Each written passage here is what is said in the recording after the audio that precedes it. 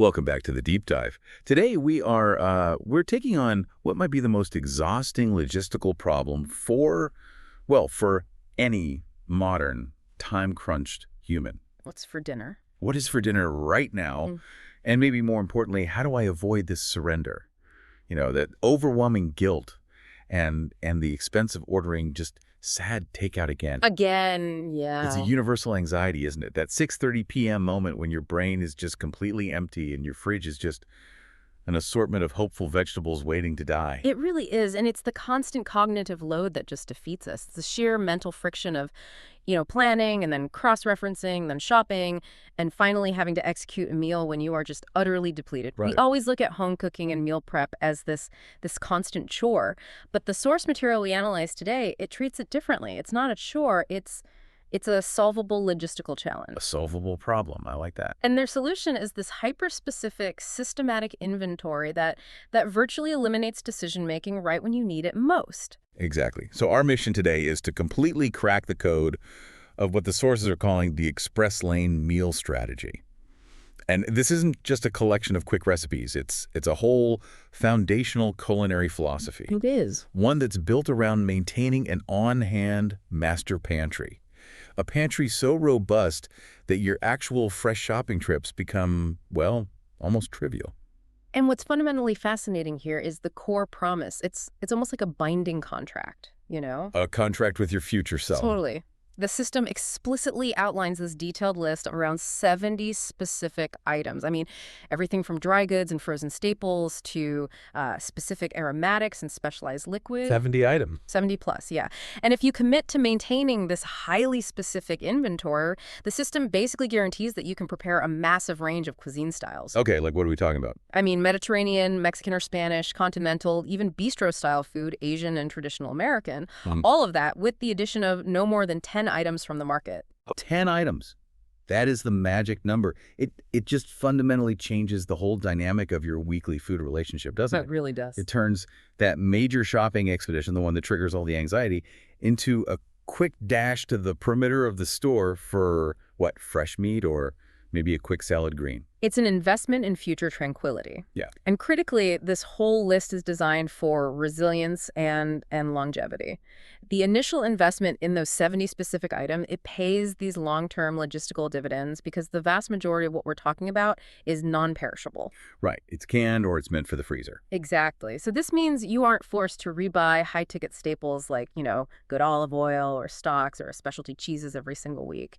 It's a one-time intellectual and frankly, financial investment in ensuring the happiness of your exhausted future self. Okay, so let's unpack this. Let's get into the express lane philosophy and really understand not just what the system is, but why the creators had to develop such a granular, almost rigid structure in the first place. Let's do it. I actually appreciate that the sources start with a little bit of a confession. Oh, yeah. Yeah, about their previous, more diplomatic approach to cooking advice. They mentioned trying to ease people into a systematic way of eating by giving this really broad, generic guidance. Yes. The initial strategy was to be intentionally diplomatic in general. They would suggest, for instance, that if you love Italian food, you should, generally keep pastas and grains, tomatoes, EVOO, and balsamic vinegar. Which sounds reasonable enough. Totally. Oh. Or for those who favor Tex-Mex and spicy food, stocking up on beans, tomatoes, dried ground cumin, chili powders, and canned chili peppers. That seems helpful on its face. It sounds like perfectly normal kitchen wisdom. Yeah. But, and here's where it gets really interesting, this is where the sources admitted failure. That high-level generalized advice, it completely failed to solve the exhaustion problem. Precisely. They found that ambiguity is the absolute enemy of efficiency when you are mentally fatigued. People didn't need the general concept. They needed the hard data to just bypass that decision-making step. So people started asking questions. Immediately. The source writers realized they had to, and I'm quoting here, fix their red wagon, when people immediately started asking, but wait, which kinds of beans? Are we talking black beans or chickpeas? How many cans of crushed tomatoes should I have on hand, 1 or 3? That detail is so critical. It shows that being well-informed in the kitchen isn't about knowing what ingredients exist in a general sense. No. It's about knowing which specific variety and how much volume to have on hand to make a complex, globally inspired recipe viable without a dedicated trip to the market. And that necessity for exact measurements is what forced the creation of this incredibly granular master list. Without that level of specificity, without knowing you have 3 28-ounce cans of crushed tomatoes and also 2 14-ounce cans of fire-roasted tomatoes, the entire express lane promise just falls apart. Because you'll inevitably hit a roadblock. You'll have to go back to the source. You'll have to go back, exactly. Yeah. But wait, I have to introduce a point of friction here, because this is where the cognitive load just shifts, right? Doesn't committing to 6 specific tomato products, plus 4 pounds of onions, 6 lemons, and 6 limes, doesn't that create a different kind of initial anxiety? That's a brilliant question. Is the cognitive load of stocking and maintaining this extremely rigid master list actually worth the later reward of effortless cooking? It's a great question, and the methodology addresses it head on. The initial anxiety exists, yes, but it is front-loaded and it is temporary. The sources argue that once you make that initial investment, the system functions more like a supply chain, not a shopping list. The supply chain. You're simply checking off a standardized replenishment list every 2 weeks. The list becomes a checklist, not a decision matrix. So the short-term pain of organizing the pantry structure eliminates the long-term daily stress of dinner decision-making. So that trade-off, a one-time setup for perpetual readiness, that is the entire strategic advantage. That's the whole game. Now, moving beyond the inventory logistics, we have to look at the philosophy behind why these specific recipes were even included. The core goal, as it's stated so clearly in the material, is designing dinners that require the least amount of brain power and physical effort. They're explicitly targeting those nights when, as they say, you are most likely to call for takeout. The ultimate battle against the siren call of the delivery apps. I really appreciate that they acknowledge real life by noting the dinners they excluded. They left out the non-recipes, the ones that don't actually need instruction, like grape nuts with milk, or grilled Swiss and tomato on rye. Or my personal favorite, raid the deli tubs and glass jars in your fridge. We've all made that one. Oh, yeah. But those exclusions are actually instructional in their own right. They define the baseline of what is acceptable kitchen exertion. If a meal can be described in 4 words, it doesn't need to be in the express lane system. The system is designed to provide actual home-cooked, substantial dinners, not glorified snacks, with minimal decision-making. But the real surprise, and I think the proof that fast doesn't mean sacrificing quality or elegance, is the inclusion of some really sophisticated dishes. Right. They highlight that the express lane system robustly supports what they call easy, elegant bistro fare, and it's exemplified by this one recipe called Sexy Surf and Turf. This is the highest expression of the philosophy. It confirms that the pantry is built for flexibility, not just bulk. You can, even when you're exhausted, pull off seared scallops and tenderloin steaks with a Manhattan sauce. And the sauce, as I'm sure we'll get into, is the clever part. It is. It uses a specific alcohol, sweet vermouth, which is often already sitting unused in the wine rack. This demonstrates that the pantry provides not just volume, but these high-impact flavor boosters that can transform simple, quickly cooked proteins into something special. So we're aiming for efficiency, but we're emphatically not giving up on enjoying the food. Not at all. We're aiming to make high-quality meals accessible, even when our brain capacity is hovering around 0. And we do that by leveraging these strategic flavor anchors that require 0 fresh prep. Exactly. And the sources also provide these immediate tactical applications for these stocked pantry items. They call them fast fixes, and they're built specifically around avoiding complex cooking or, excessive knife work. These are the immediate applications using only the on-hand staples. Okay, so let's start with raw vegetables, because that's usually where people hit a wall, the need for variety and freshness. For sure. The sources suggest instantly elevated raw veggies by using refrigerator staples or quick purchases like sugar snap peas, trimmed green beans, sliced bell peppers, fennel, or cherry tomatoes. You're consciously moving beyond the usual tired suspects. Like plain carrots and celery sticks. Right, and they even suggest a brilliant practical hack. If you're truly spent, pick up pre-prepped items right off the supermarket salad bar to save knife time. And you see that same structure built into the instant salad suggestions. The core recipe starts with the washed baby greens, bought pre-sacked for maximum time efficiency, and then adds these high-protein, high-flavor pantry components. Canned chickpeas, half-grape tomatoes, maybe some black olives. Right. And the dressing is strictly simple. Just EVOO and red wine vinegar, both of which are high-volume staples on the master list.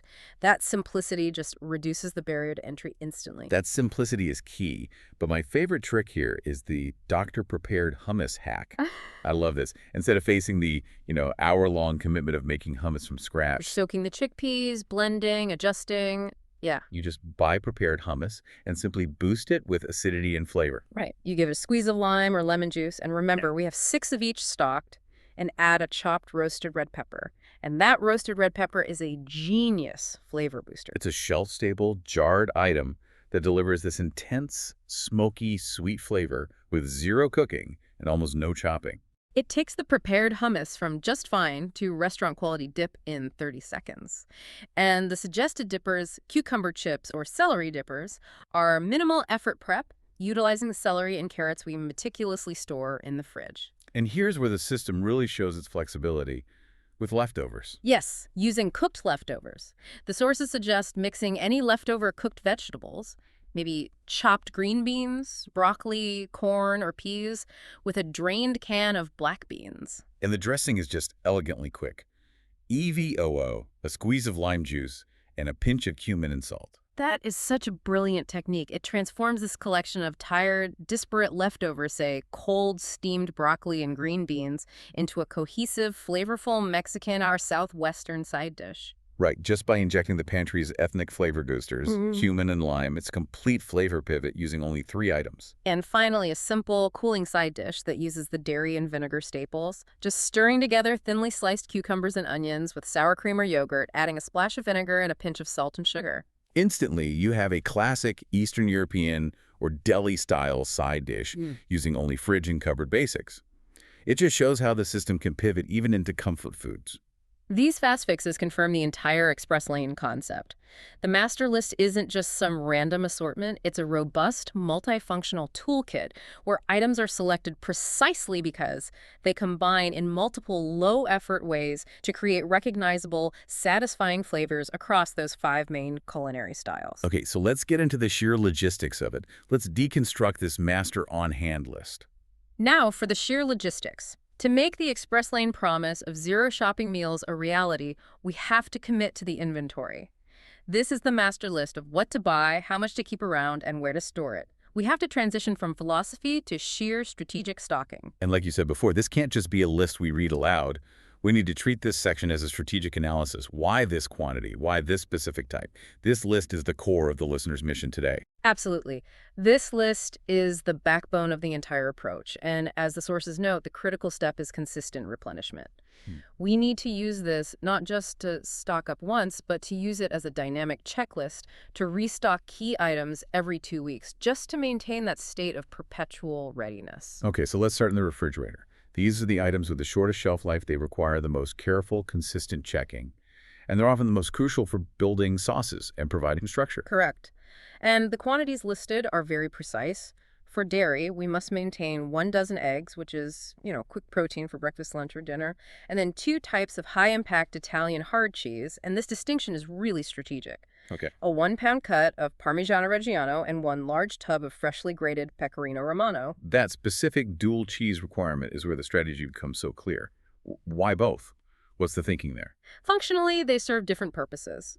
Parmigiano Reggiano is generally milder, nuttier, sweeter. It's excellent for finishing risotto, sprinkling over salads, or for use in lighter sauces. Pecorino Romano, however, is sharper, saltier, and much more pungent. It's absolutely essential for robust, classic Roman dishes like cacio e pepe, where its intensity cuts through all that richness. And they specify a pre-grated tub of pecorino. Yes, and that's the pragmatic part. They recognize that when you are exhausted, grating a hard, salty cheese is an unnecessary barrier to making a quick, elegant meal. Okay, and for a base protein and flavor anchor, bacon. Yes, 1 pound of bacon, with the brilliant pragmatic note that if it's on sale, you should immediately buy a backup to keep frozen. That's pure express lane strategy. Leveraging sales for future quick meals that require just a few slices of smoky fat to anchor a soup or a stew.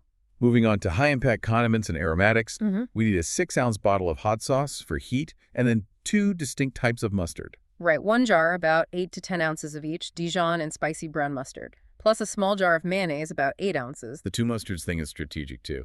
Absolutely. Dijon caters perfectly to French or continental cooking vinaigrettes, sauces for steak, while spicy brown mustard is necessary for American comfort foods, like burgers, deli sandwiches, sausages. They cover both high and low cuisine at the same time. And the capers. And the inclusion of 1 jar of capers is another example of a high-impact, zero-prep flavor ingredient, which is necessary for salad dressings, and that Italian-style cheesesteak we'll discuss later. Then we have this short list of fresh produce that requires meticulous storage to maximize its lifespan in the fridge. Very specific here. 2 bunches of flat-leaf parsley, which must be washed, dried, and stored in food storage bags. 1 bunch of celery, and 1 pound of carrots. The commitment to parsley is pretty significant. It's not just a garnish. No, it shows the creators prioritize finishing freshness and color, even if it requires a little prep work when you get home from the market. Parsley is essential for flavor brightness in Latin, Mediterranean, and continental dishes. And the celery and carrots, of course, they form the mirepoix basis for almost any soup, sauce, or stew. Okay, let's move to the long-term, high-volume storage. Freezer, wine rack, and baking essentials. The freezer items are highly standardized to support side dishes and stoups, prioritizing quick assembly and reliable texture. The list mandates 2 10-ounce boxes each of frozen peas, frozen corn, and frozen chopped spinach. And that specific volume, the 2 boxes of each, it guarantees you have color, nutrients, and bulk for virtually any fast meal without relying on fresh vegetables. Exactly. They are the emergency deployment vegetables. Then for building texture, providing a crunchy coating, we had the breading essentials.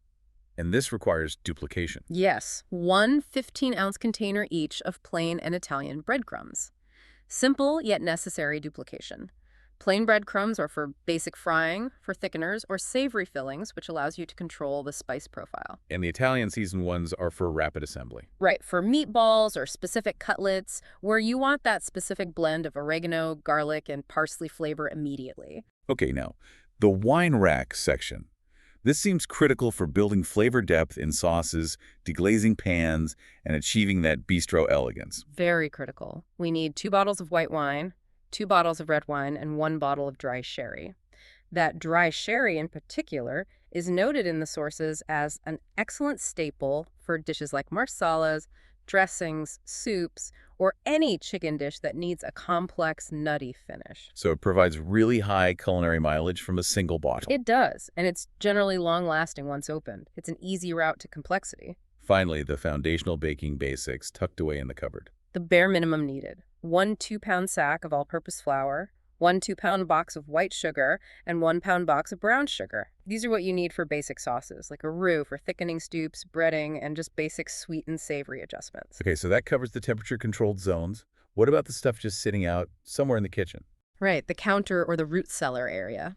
These are the high-volume, long-lasting ingredients that form the backbone of savory cooking. And this section mandates an impressive commitment to starch and aromatics. An impressive commitment is right.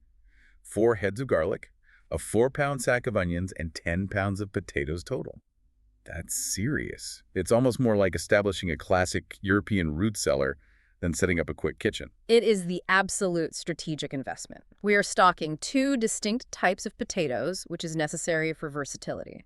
We need 5 pounds of Idaho potatoes, your high-starch, all-purpose potato, good for rapid mashing, baking, and making fries or hash browns. And the other 5 pounds. And crucially, 5 pounds of small boiling potatoes, like small red, baby Yukon Gold, or small white. That distinction is paramount, isn't it? Because if you use an Idaho in a stew, it just dissolves and ruins the texture. Precisely. The boiling potatoes hold their shape much better in stews, soups, and cold salads. They are the key to ensuring that your quick chorizo cod stew doesn't turn into potato mush. This dichotomy shows the strategic depth. The starchy Idaho is the perfect blank canvas for mashing or frying when you are exhausted, while the boiling potatoes ensure structure in liquid dishes. And for aromatics, we need that 4-pound sack of Spanish or yellow onions, 4 large shallots, and 4 heads of garlic, plus a huge amount of acidity that acts as a permanent flavor brightener. 6 lemons and 6 limes. 6 of each. 6 and 6 is insurance against blandness. Acidity is the fastest way to elevate any dish, whether you're using lime for Asian and Mexican flavors or lemon for Mediterranean and continental. And the presence of shallots specifically allows for a quick pivot to elegant French sauces as they are milder and quicker to sauté than large onions. And, perhaps a bit surprisingly, 1 jar of peanut butter, chunky or smooth. This immediately signals the intent to support those Asian-inspired, mayo-to-toe, make-your-own takeout dishes.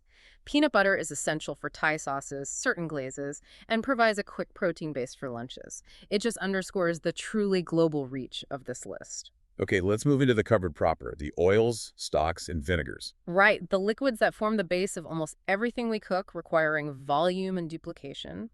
The oil stock is substantial. 2 large bottles of EVOO, or extra virgin olive oil, bought based on whatever the bargain is, and one 48-ounce bottle of vegetable oil. Dual purpose coverage again. EVOO for cooking and finishing, vegetable oil for high heat. Exactly. And we require 3 distinct types of vinegar, reflecting the need to pivot quickly between global and European cuisines. That would be 1 bottle each of balsamic red wine and a flexible third option cider, white wine, and/or rice vinegar. And the strategic analysis is simple. Balsamic provides that rich, dark reduction and sweetness for Italian sauces and glazes. Red wine vinegar is the classic acid for Mediterranean dressings. And that flexible third option, like rice vinegar, is necessary for Asian glazes and quick pickling, allowing the express lane system to maintain its MYOTO promise. And the stocks. These are crucial for soups, stoups, cooking grains, and creating those pan sauces. Absolutely. 3 32-ounce cartons of chicken stock and 2 32-ounce cartons of beef stock. 5 cartons total. That's a lot of stock. That volume ensures you never run out mid-recipe and can support a large soup or even 2 complementary dishes simultaneously.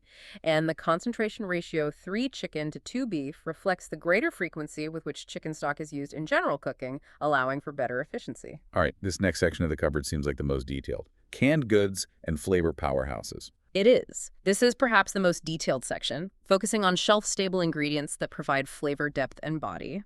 And the most critical and most duplicated is the tomato category. To robustly support Italian and Tex-Mex or Spanish styles, the inventory requires 6 forms of tomatoes. 6 forms. Let's break those down and the strategic rules.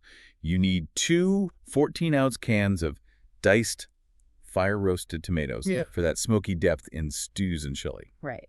Then 1 14-ounce can each of diced regular and petite diced for texture in quick sauces. Then the big ones.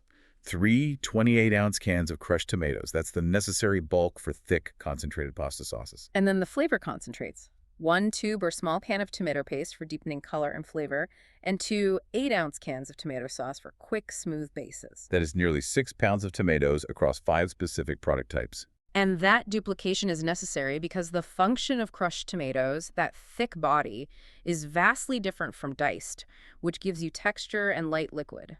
It ensures that whether a recipe calls for a thick, concentrated base or a light, chunky component, you're covered without a specialized trip. The bean section is similarly focused on specific varieties that map directly to the cuisine promise. Very specific. 2 14-ounce cans each of black beans, chickpeas garbanzo beans, and cannellini beans. These 3 varieties are the foundation of global cooking. Black beans for Tex-Mex or Cuban. Chickpeas are essential for Mediterranean dishes, that quick hummus doctoring, even Indian-inspired stews. And cannellini beans are specifically the Italian white bean, crucial for soups, stews, and sides, providing a creamy texture that is distinct from the firmer chickpeas. And the canned seafood, which guarantees readily available, high-quality, long-term protein options. We stock 2 4-ounce cans of Italian tuna in EVO, which is higher quality for salads or pasta, and then 2 6-ounce cans of tuna in water for sandwiches or dietary needs. Plus a big can of salmon. 1 14.75-ounce can of Alaskan salmon, which is noted as a great source of nutrition and calcium. And 2 14-ounce cans of whole baby clams. That clam inclusion is what allows the elegant linguine with red clam sauce to be a designated go-home meal. All right, and finally, the global boosters. These are the high-impact flavor agents that enable those immediate pivots to Asian, Mexican, or continental cuisine without a specific market trip. So we need 1 small can or jar of chipotle chilies in adobo or dried chipotle powder for that smoky Mexican heat, 1 bottle of tamari or soy sauce for umami and Asian profiles, A bottle of Worcestershire sauce. 1 10-ounce bottle of Worcestershire sauce, a staple for burgers and beef dishes, 2 tins or 1 small jar of anchovy fillets, 1 16-ounce jar of roasted red peppers in water, and 1 small jar of honey. We really need to linger on the anchovy inclusion because that is the definition of a strategic flavor powerhouse. The sources emphasize it's the secret ingredient. It is the ultimate umami injection. The sources confirm that when you melt them correctly into the oil over medium-low heat, they completely dissolve. They do not taste fishy. Instead, they provide this deep, savory, complex flavor that they describe as tasting like salted nuts. It's the depth that prevents a sauce made from only crushed tomatoes from tasting flat. And it is the key ingredient that makes diners ask, what is that? It just eliminates the need for hours and hours of simmering. Okay, finally, let's round out the cupboard with pasta and grains. We circle back to the structure of the starch supply. The master list provides the necessary volume and geometric split for pasta. We are talking about 8 pounds of pasta total, split evenly. Long-cut varieties, spaghetti, linguine, vermicelli, angel hair, fettuccine totaling 4 pounds. Then shortcut varieties, penne, ditalini, gemelli, cavatappi, also totaling 4 pounds. And this geometric split is a practical culinary decision, right? Oh, completely.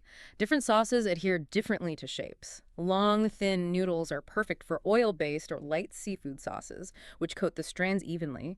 Short, ridged shapes, like penne or cavatappi, are necessary for capturing thick, chunky meat or bean sauces, ensuring that every bite has both sauce and noodle. So by stocking both categories in bulk, you maximize the versatility of your entire pantry. Absolutely. And for grains, we need speed and volume. Yeah. 2 6-ounce boxes of plain couscous, the super fast cooking grain, and 1 5-pound sack of white rice. Couscous cooks in 5 minutes, making it the ultimate fast side dish. For Moroccan or Middle Eastern flavors, yeah. And rice provides the necessary volume for Asian Ayahuasca dishes and hearty Tex-Mex stoops. This entire inventory, all 70-plus items, is a monumental, highly detailed system engineered to remove every possible barrier to cooking when you get home. Okay, so now we shift from inventory management to the actual proof of concept. Does this incredibly detailed list truly deliver on the promise of quick, varied cooking? This is where the rubber meets the road. The answer lies in the recipes that follow, which highlight that magical moment where you realize, go home, you have everything you need. That go-home realization is the entire point. It means the friction of the market trip is gone, and you can transition straight to cooking complex, satisfying flavors. And we need to analyze the specific, high-value, technical steps used in these recipes. Okay, let's start with a classic. Spaghetti al ceci, or spaghetti with chickpeas. This is noted as a classic, simple Italian dinner that requires zero fresh shopping because all the components are from the master list. And the preparation demonstrates incredible efficiency and flavor layering. The steps are quick. Cook the long-cut spaghetti. While it cooks, the technical key is to take 1 can of the stored chickpeas and pulse them into a fine chop using a food processor or an immersion blender. A fine chop, okay? This chickpea paste is then sautéed with garlic, red pepper flakes, thyme, and wine or stock before adding the crushed tomatoes. That pulsing technique is crucial. It's not just adding whole beans to the sauce. Exactly. The fine chop releases the starch from the chickpeas, which then acts as a natural, clean, gluten-free thickener for the sauce. It mimics the texture and creaminess you might otherwise get from heavy cheese or butter. The protein and body of the sauce come entirely from that strategically stocked canned bean. Another zero shopping winner is the pairing of cacio e pepe and spinach with white beans. This is Italian simplicity, relying entirely on the precision of the stocked ingredients. Correct. The cacio e pepe itself is reliant on the pecorino romano we discussed, and the starchy pasta water to form that emulsified, creamy, pepper-focused sauce. The side dish is made by combining the cannellini beans we stocked with the frozen chopped spinach. And there's a crucial technique here with the spinach. Yes. It's not just defrosting the spinach. You do that in the microwave, but then you take the time to wring the water out in a clean kitchen towel. Why is that step so essential? What happens if you skip it? If you skip wringing the spinach dry, you introduce all this unnecessary water into the pan, which just dilutes the flavor and makes the dish soggy and kind of metallic tasting. That small, crucial step ensures a high-quality side dish made entirely from staples that taste vibrant and properly seasoned. And for a completely different rustic profile, we have the smoky black bean and rice stew, a recipe explicitly described as a chop, drop, and open meal. And let's define stew for everyone. It's a dish that's thicker than soup, but looser than a stew. It's designed specifically for rapid assembly using pantry staples. This recipe seems like a perfect demonstration of utilizing the bulk ingredients. It is. Bacon, celery, onions, corn, black beans, tomatoes, the fire-roasted ones for smoke and rice. The key technique that makes the stew work is utilizing the black beans in 2 functional ways. 1 can goes in whole, but the remaining half can is mashed with a fork to make a thick paste and scraped into the pot. And why the mashing? That's where the thickening magic happens. That technique releases the starch contained within the beans into the liquid base. It is what makes the soup super thick, ensuring a satisfying, hearty texture without relying on flour, cornstarch, or heavy cream. It's a clean, efficient way to build body into a broth-based meal using only staples. Okay, so those are the zero shopping wonders. Yeah. Now, what about recipes that show a more bistro or seafood focus? Right. The next set of recipes proves that the pantry supports complex, elegant flavors that usually require fresh ingredients. The linguine with Rachel's cupboard red clam sauce is another designated go-home meal. And here we return to the star flavor booster, anchovies. Tell us about the technique that makes this work. The sources are very specific here. The anchovy fillets are melted into the EVOO over medium-low heat before the garlic and onion are added. It's a gentle process. You watch them literally dissolve and integrate into the oil base. And that low, slow dissolution is the key. It ensures that they impart only their deep, savory umami flavor, that salted nuts profile, without leaving any residual fishiness. The clams and crushed tomatoes, both staples, provide the bulk of this elegant, high-impact dish. Then there's the elegant, slightly aspirational, sexy surf and turf. Seared scallops and tenderloin steaks with Manhattan sauce. This dish does require shopping for fresh proteins, steaks and scallops, and a vegetable, but the complex sauce comes entirely from the pantry. This is the perfect example of how the list reduces complexity. You only need to buy the high-cost, high-impact protein. The sophisticated flavor profile is achieved through the smart utilization of the wine rack. The unique element here is the use of sweet vermouth, which the source notes is often only kept on hand for Manhattans or martinis and thus prone to sitting unused. It capitalizes on an ingredient that typically just expires or sits unused, giving it a strategic secondary purpose. Exactly. That vermouth is reduced quickly with the stocked shallots, garlic, and butter to create a quick, sophisticated, deeply savory sauce. It proves that a single, non-perishable alcohol item in the wine rack can unlock high-end continental cooking instantly. Finally, in this category, the chorizo cod potato stew. This is a hearty, easy stew that only requires fresh chorizo or andouille sausage and fresh cod. Right, but the richness, the color, and the volume come entirely from the staples. The shape holding boiling potatoes, onions, carrots, the fire-roasted tomatoes, stock, and white wine. It's a satisfying, globally inspired dish where the smoky, spicy depth of the fresh sausage combines with the texture and liquid bases provided by the systematic pantry structure. Let's pivot to make your own takeout. I love this concept. The sources introduce this idea of mayoto, make your own takeout, which is fundamentally about controlling the variables of prepared food, like excessive salt and fat, while still matching those craveable flavor profiles. And the sweet soy glazed chicken with carrot sesame noodles is a perfect example of using those global boosters we stocked, tamari, lime, brown sugar, to achieve that mayoto goal. The sauce is the star. It combines tamari, brown sugar for that sticky sweetness, lime juice for essential acidity, and ginger and red pepper flakes for aromatics and heat. All items pulled directly from the boosters list. And this glaze is brushed onto chicken cutlets. Right, and then tossed with long-cut pasta, vegetable oil, sesame seeds, and shredded carrots. It delivers fast, fresh, satisfying Asian-inspired flavor, utilizing tamari and fresh ginger, which we intentionally included in the aromatics. And to showcase the versatility beyond East Asian flavors, there's the Road to Morocco lamb with pine nut couscous. This is a massive pivot to North African cuisine, again, using mostly covered items. This dish showcases the power of the spice rack, which should be well stocked as part of the initial investment. The specific fragrant blend mentioned, grill seasoning, cumin, coriander, paprika, turmeric, and cinnamon, is applied liberally to the lamb and then seared. And the source even provides a helpful technical tidbit here. It does double or triple the spice blend and store it in an airtight container for up to 6 months, ready for future Moroccan burgers.